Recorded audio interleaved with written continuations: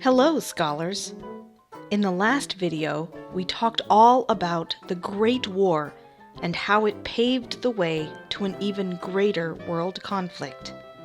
Today, let's look at the time between the wars and determine how some of the effects of World War I led to the causes of World War II, mainly the Roaring 20s and the Great Depression. We'll also cover how the governments changed for many major countries around the world. Now close your eyes and imagine. You have just been through a horrible time when there was no money and the future looked like one endless, miserable time stretching out in front of you. Difficult to imagine right now, I know. But the people of the world had just been through that terrible time. What would you do? Party! And go out and buy all the new cool gadgets. Let's look at a few that made daily life easier. Many household items that we take for granted were invented in the 1920s and 30s. Can you imagine living without a fridge, a vacuum cleaner, or a coffee pot? What about doing the laundry without a washing machine or an iron? Also, it was the boom time of technology that made this video possible. From the first talkie or movie with sound in 1927, or the first movies with color in 1939, films became a large part of Western culture. But in the 1920s and 30s, radio was the hot new thing. You could now listen to the news, the latest drama or comedy shows. You could hear your favorite tunes from the comfort of your house. And jazz was the new cool thing. Transportation was revolutionized by two important inventions: the airplane and the automobile. Not only did they allow people to travel, but Henry Ford's ideas about the assembly line changed the way people worked. The airplane went from a cool, crazy thing to an essential way to transport goods and people across the country. But there was another invention that created a huge hidden problem: credit cards. For the first time, people could go out and get all the latest things and worry about paying for them later. They could take out loans to buy cars and houses they really couldn't afford. Then, in October of 1929, the United States stock market had an epic crash. Banks shut overnight. People who had money suddenly were poor and lost their jobs. They couldn't pay for their cars and houses. The economy of the entire world went into what we call the Great Depression. Thousands of people went hungry or stood in long lines for bread and soup. Another cause of the Great Depression was the Dust Bowl, a drought that ruined crops and farms across the United States. Farm and African American plantation workers from the South moved to places where they could find jobs in factories in the North. This was called the Great Migration. Other people, like my family, moved from places like Arkansas and Oklahoma and went west to California, looking for a better life. Let's take a look at some of the other countries around the world. In Turkey and the Middle East, there were many changes. In Turkey, Islamic law and the Muslim calendar were replaced with a new law code and calendar based on European models. People were required to wear Western dress. State schools were set up. Arabic script was replaced by the Latin alphabet. Turkey was industrialized. Roads, railroads, and factories were built. Persia followed Turkey. It westernized, industrialized, and changed its name to Iran. The other parts of the old Ottoman Empire were divided between France and Britain. Even though they had been promised independence after World War I, Syria, Lebanon, Palestine, and Iraq were kept under Western control. Why? Because of oil. Lots of it. Finally, as tensions and racism continued to rise, Jewish people began to move to Palestine, or, as they called it, Israel. India had been part of the British Empire officially for nearly 100 years. But when the educated Indian soldiers returned home, they found that once again they were treated as second-class citizens. After British soldiers killed over 400 peaceful protesters, Mahatma Gandhi began a movement of peaceful protests, boycotts, and nonviolent civil disobedience. Gandhi was a vegetarian that made his own clothes and cloth. One symbol of India was the spinning wheel, to show how people should boycott the British goods and make things themselves. One protest was the Salt March, where Gandhi and his followers walked 240 miles to the ocean to dry salt water into salt.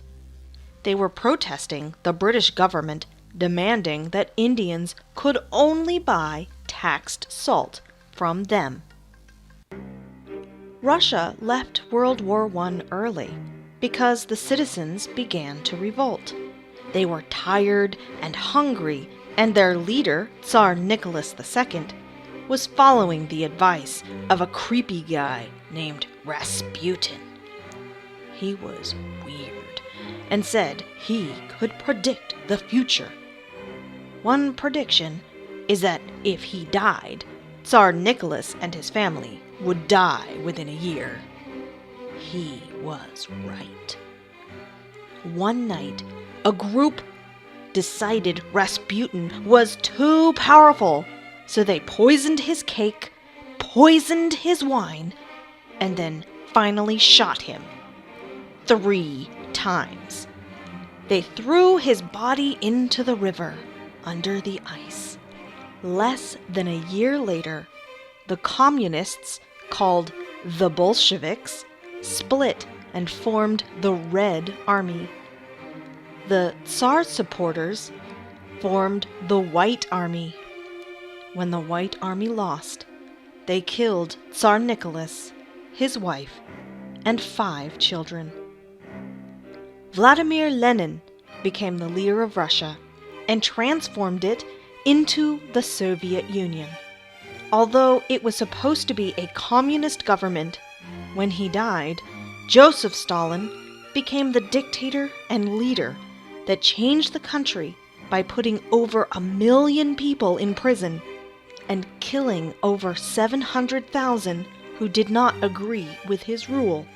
This was called totalitarianism. He had total control over everyone.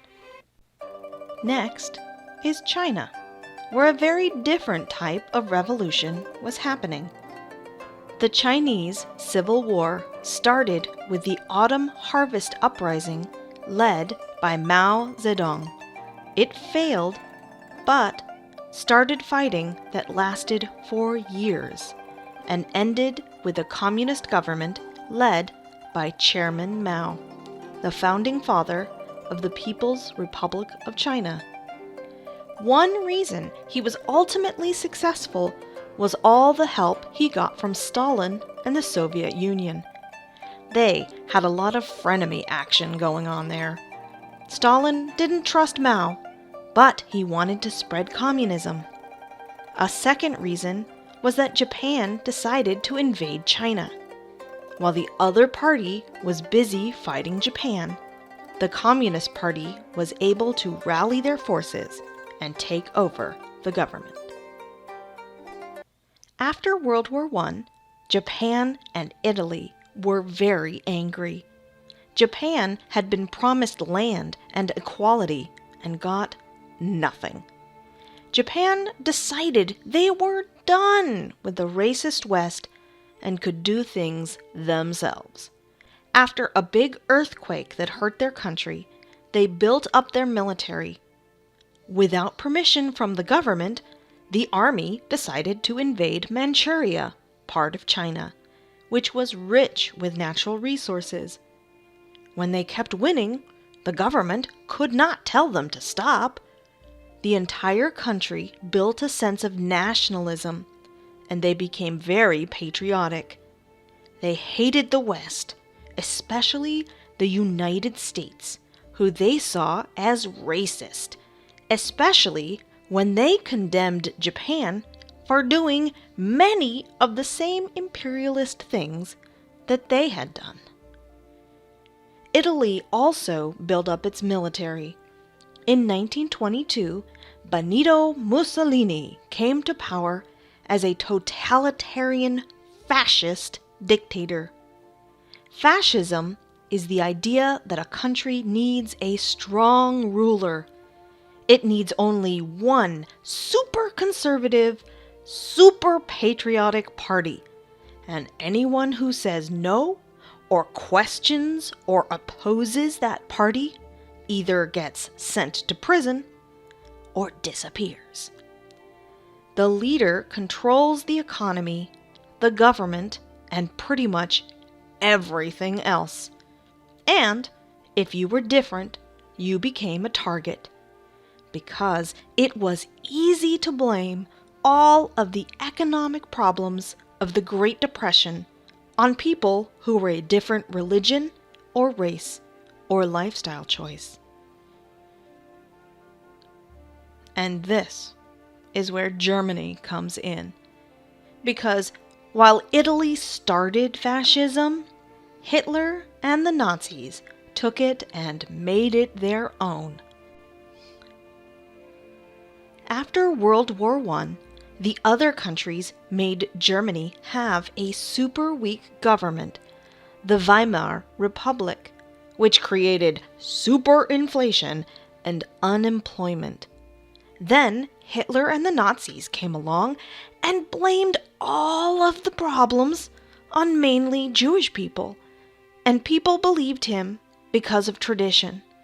Most of the bankers and jewelers of Germany were Jewish.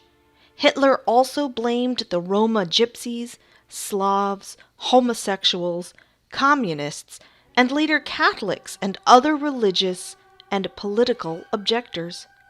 Slowly from 1933, when Hitler was elected, to 1939, Hitler began to pass laws that took rights away from Jewish citizens. On September 1st, 1939, Hitler finally crossed a line that started off a second global conflict that became known as World War II. But that is the subject of our next video. Until then, stay safe and stay creative. Please like and subscribe for more fun history.